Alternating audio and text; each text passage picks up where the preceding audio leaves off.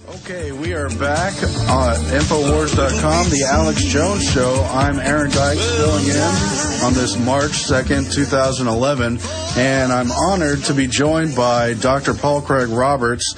He is the father of Reaganomics and a former head of policy at the Department of Treasury during the Reagan years. He's a columnist, a former editor for the Wall Street Journal. He's testified on numerous occasions to congressional committees.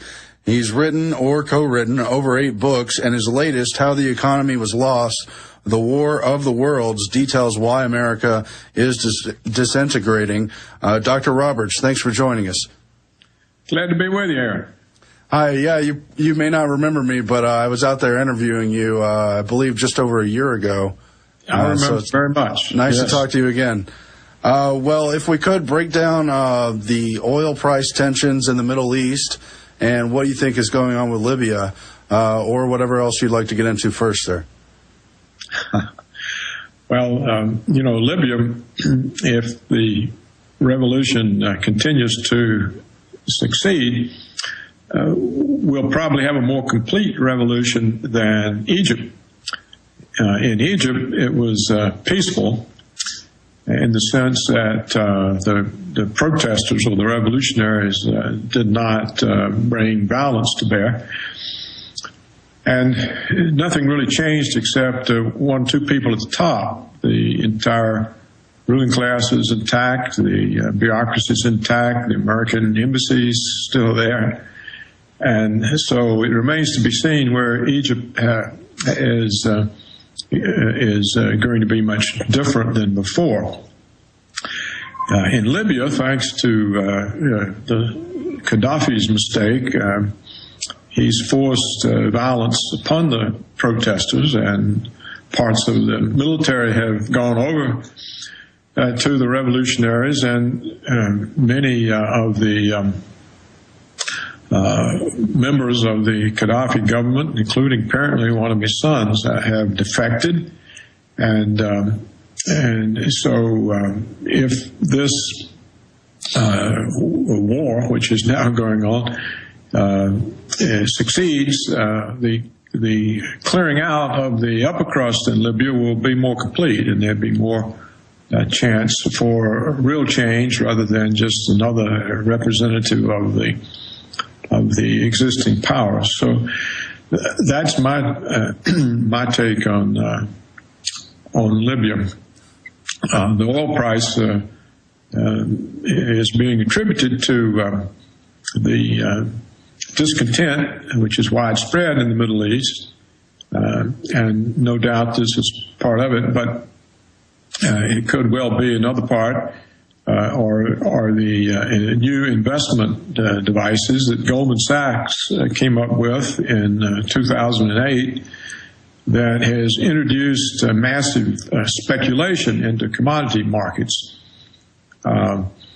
Until just a few years ago, speculators in commodity markets had position limits imposed on them by regulation, so that speculation could never determine the outcome of the markets. It was only a relatively small part of the participants. The market consisted largely of growers in the case of grains, and producers in the case of oil, and then the users, the cereal companies that wanted the grains, and the refinery companies that wanted the oil. And so speculators were just like a middleman to be sure that supply and demand stayed in balance. But with changes that Goldman Sachs got passed, the regulators, it then became possible for speculators to dominate the markets. And you may remember in 2008 when the oil price ran way up. It went up from something like $30 up to $140 something. Right. And there was no supply shortage. There was no increase in demand. It was all the result of this new financial speculative instrument that Goldman Sachs had got the regulators that it controls to approve. So now you have this new reason for prices to rise. In fact, that's what's happening to world food prices. That's why now there's so many people are starving due to the push-up in the grain price. A lot of people say, oh, it's all because of ethanol, and that's a part of it. But the main part is that the investment banks in Wall Street got the laws changed so that speculation can now dominate the commodities markets. So it's another contribution that Wall Street has made to our welfare and the welfare of the world. And it's amazing how the monster that created the true economic crisis just continues to thrive and take more victims. But we know oil's obviously going to go up in the short term, and we know it's tied to the dollar as reserve currency. Of course, that's been one of the biggest issues in the past 2 years. Where do you see the current stuff going on in the Middle East? What do you see that affecting the long-term issue of whether or not the dollar can or will remain the reserve currency, and what else might come in its place? Well, you know, Aaron, it's ironic.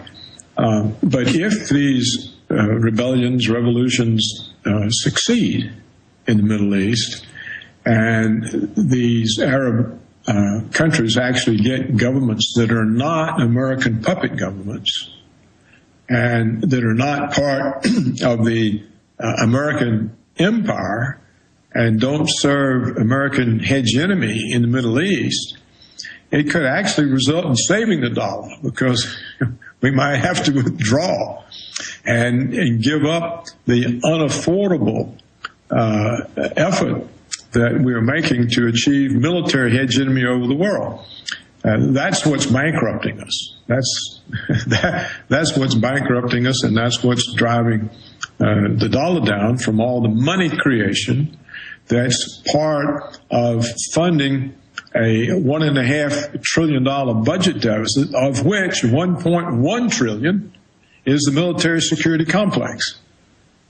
So if these lands succeed and they actually do get independent governments that are responsive to their own people rather than to Washington, it will make the American effort to dominate the Middle East redundant. It'll be finished. We won't be able to dominate it without the puppets. And therefore, that could actually help us save the dollar and change our whole approach to the world and scale back the military security complex and get the budget deficit under control. It would be a very good thing. Well, that's certainly been the elephant in the room, but I would imagine we're still a long way off from scaling back that empire. But I was very encouraged that Ron Paul was not the only voice during the CPAC conference, which was around the time the Egypt stuff was unfolding, to call for scaling back the troops and suggest that maybe we shouldn't be subsidizing dictators only to replace other bad governments in the region to try to impose our will. What do you think about the calls that are at least on the agenda is something about cutting back this empire, if only for the debt and deficit sake? Yes, well, you know, Ron Paul, I think, is a sincere person, and he's making the point from the standpoint of liberty and freedom. I don't know how many of the people who might line up with him will have that same motive. There are other motives that are causing people to become less tolerant of all the wars, and that is what's happening to the dollar, because some of them are beginning to realize that the power of the United States really rests on the dollar as reserve currency, and if they lose that role, we can no longer exercise the kind of influence and power we have. We would lose control over the international financial system. Some of them are also beginning to realize the implications of $1.1 trillion military security annual budgets when you have $1.5 trillion deficits. And the implication is, if you're going to continue to have that kind of a military security budget, you're going to have to act Social Security and Medicare. And so and some people are already calling for that. So when they are presented with the notion that they're going to have to renege on benefits that the American workforce has paid 15% of their payroll for their entire working lives, that they're going to take this away. Why? So they can pay for wars? So that's producing others who come to Ron Paul's side of it. But that motive is different from Ron Paul's motive. He, I think, has the motive that it's just purely liberty and freedom. So we have others coming to him who are beginning to see that the cost of the wars may be paid by decimating Social Security and Medicare, and others who see that the war is threatening the dollar as reserve currency. So yes, a coalition could build, but it would be up against the very powerful military security complex, which can finance opponents in political campaigns of those people trying to reduce the war. And it's hard to say who would prevail in that type of a struggle. And also, I think the CIA is committed to the wars. And it's committed to the puppet governments because its influence is everywhere. It penetrates everything. And so who knows? We may have other false flag events that make it impossible to curtail the wars because people get all enraged again. And we could have false flag events that make the politicians around Ron Paul who are trying to begin thinking about how to wind these wars down, to make them look like they're not patriotic, or they're not aware of the real threat, or they're not going to support the troops and the war on terror. So the game is far from over. You know, the problem, Aaron, is that those forces in the government that have these hidden agendas have gotten away with so much. They're very audacious now, and there's no end to their ability to pull off false flag events that would further their goal of continuing the wars and continuing the effort to acquire hegemony. It's outrageous, but I totally agree. We would expect to see more false flag action, as you say, in the region to keep our troops overseas. It's just sickening. I feel like we should shift gears to get into your most recent article from today, The Perfidy of Government, Evidence versus Denial. And if you could get into that, sir, but along with the Pentagon, who's tried to blame parts of the 2008 financial crisis on supposed terrorists, on supposed hostile foreign nations, as if we don't know who's running the derivatives from Wall Street, from the City of London, and the other financial centers. Could you get into that, sir? Well, of course, you know, it's bin Laden running the derivative market out of a cave in Afghanistan. I don't even know how they can make that claim. Yeah. Yes, I'll be glad to do that. First, let me say that I think the most exploited part of the American population is the military families. They're the ones who are being used for hidden agendas to fight wars in behalf of mega-rich armaments industries and in behalf of the neoconservatives' ideology of hegemony. And then no one is as brutally exploited in the United States today than the armed services and the military families. They're the ones who are suffering the most from the perfidy of their own government.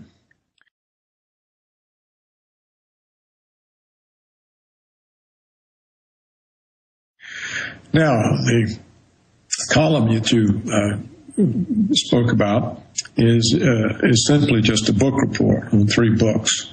I'm simply reporting the nature of 3 books, which I think would wake up any American as to what is happening in front of their eyes. One book is by Matt Taibbi. It's called Griftopia. It was published in 2010. That is just a couple of months ago. And it shows the inside story of the financial crisis, how it all came out of deregulation of the financial market, driven by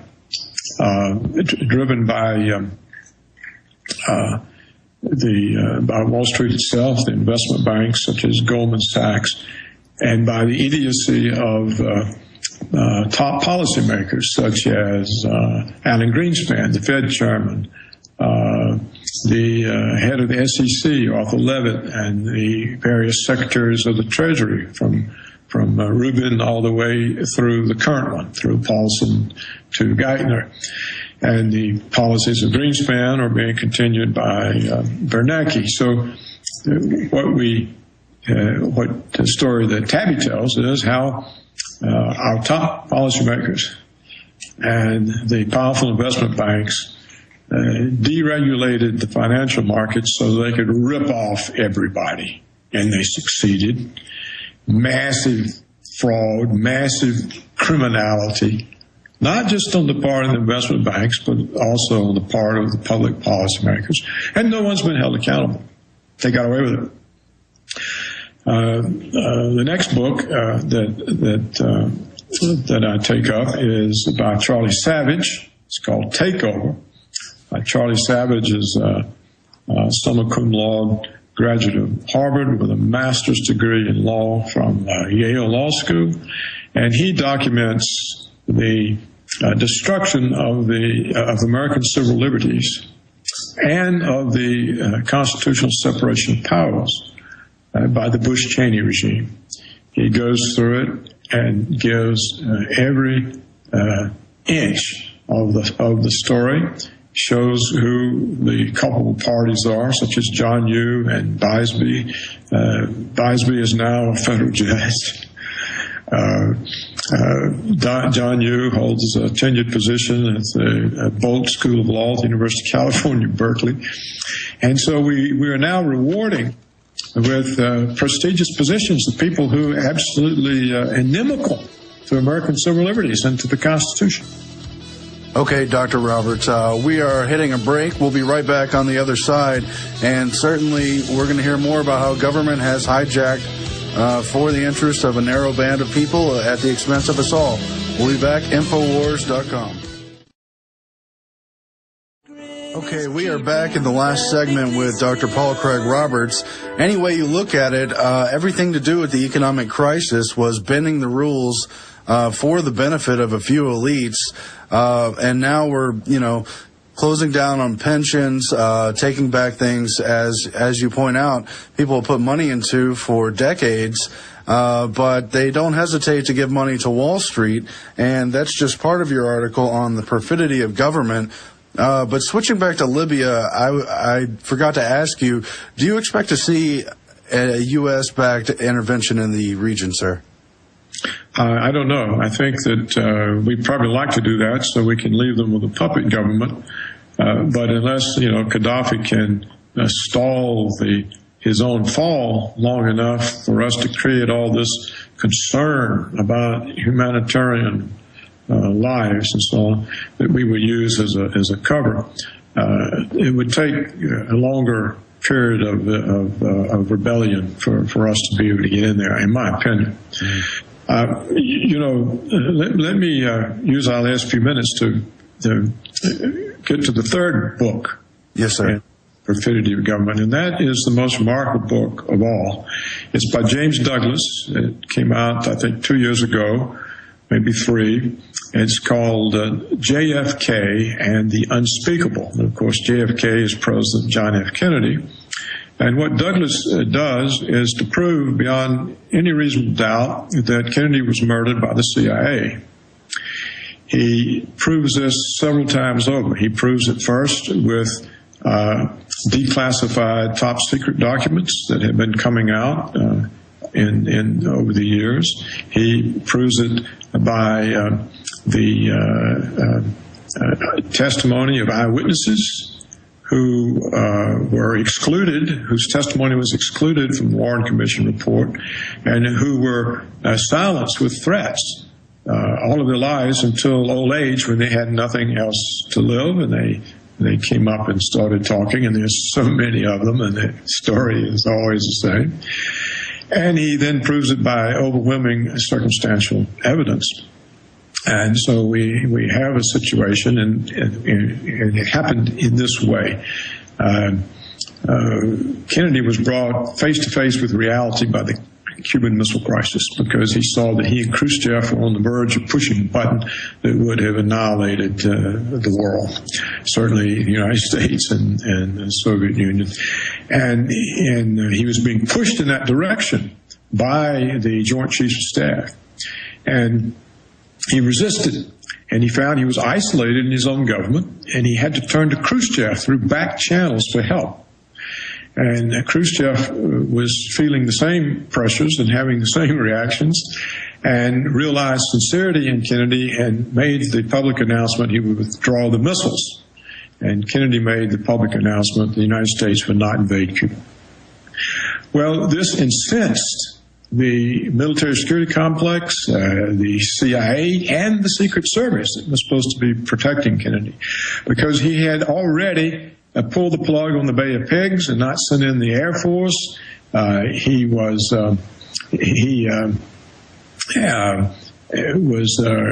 trying to open connections to Castro. He had the nuclear test ban treaty with Khrushchev, and Kennedy was seen from within his government as soft on communism, a security risk, somebody who was selling out the country to Soviet deceptiveness. Dr. Roberts, we're running out of time. We really appreciate you joining us. And I totally agree. There's so many hundreds of data points connecting the CIA to the JFK thing, including how they had a team on the ground during the missile crisis. We'll have to get into that some other time. The rebroadcast is starting right after the end of my voice. Alex Jones is on the show, Paul Watson, and we break down the Middle East. Infowars.com.